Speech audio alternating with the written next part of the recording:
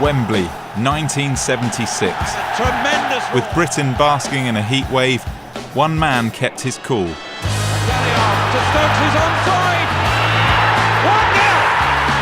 1-0. In a flash, the dreams of a young footballer had been realised, and the world was his witness.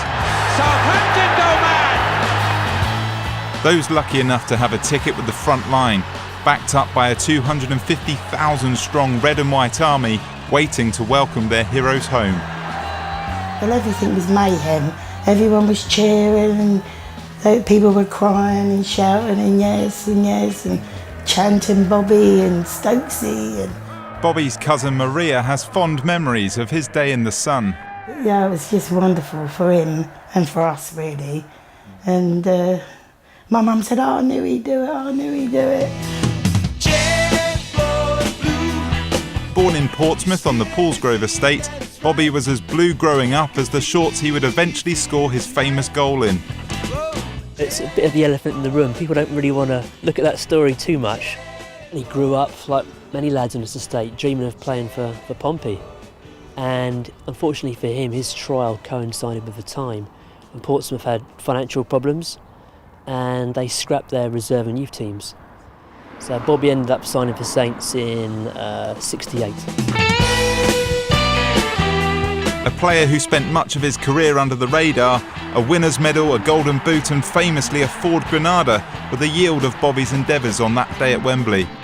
I've missed about 20 in the last 3 games, so it's about time I'm not running for the boys. I think I deserve a car. Well, not really, boss. I'll just take a £3 grand. Bobby Stokes from Melbourne. He would start only 8 more games for Saints, leaving the club just a year later. Laurie McMenemy was looking to shuffle his pack, get promotion back to the First Division, and he brought in reinforcements, and Bobby wasn't able to keep his place in the team, so he got sold to the Washington Diplomats in the USA.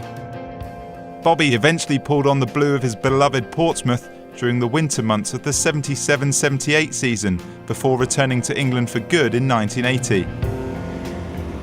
After football, he ran a pub in Cosham before working alongside Maria at the Harbourview Cafe in his hometown.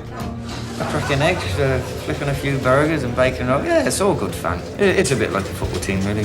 We've only got 4 members. As far as I'm concerned, I hope I haven't changed. Tragically, in 1995, Bobby died, aged just 44. Miss him terrible, we do. No age at all. But he wasn't well. I mean, his marriage broke up. And I don't think he could come to terms with that. But unfortunately, he died of pneumonia. I don't like to think of it as a downward spiral. I mean, Bobby might have died at a young age, but he packed a lot of life into those 44 years.